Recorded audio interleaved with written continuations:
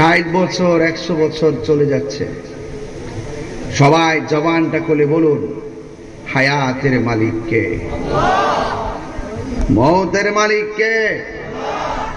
ইজ্জতের মালিক কে? আল্লাহ। আজকের এই মাহফিলে আমি দেখতে পাচ্ছি আশিকে রাসূল সাল্লাল্লাহু আলাইহি সাল্লামের মাহফিল। এমন অনেক মুরব্বী আছে এই মাহফিল শুনেছেন বসে বসে, কিন্তু এখন কবরে চলে গেছে, আছে না নাই?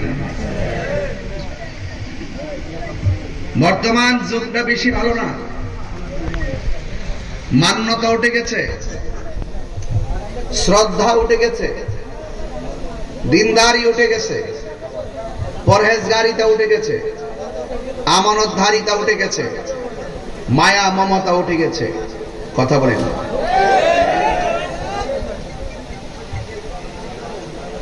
আজকের এই জানেন আন্তর্জাতিকভাবে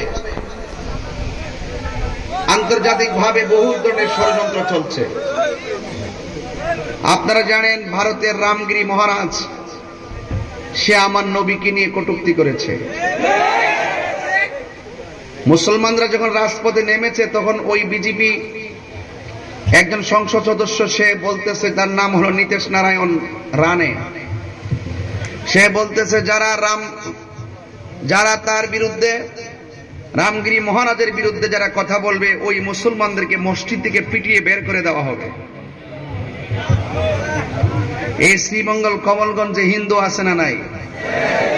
আছে না নাই? আমরা কি কোনো হিন্দুদের মন্দিরে গিয়ে আঘাত করেছি? হিন্দুরা যাদেরকে অনুসরণ করে তাদেরকে কটূক্তি করেছি?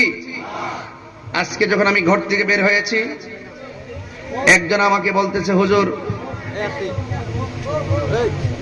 আজকে ঘর থেকে বের হওয়ার সময় একজন আমাকে বলছে, হুজুর একজন মানুষ কালিমা পড়ে মুসলমান হয়েছে।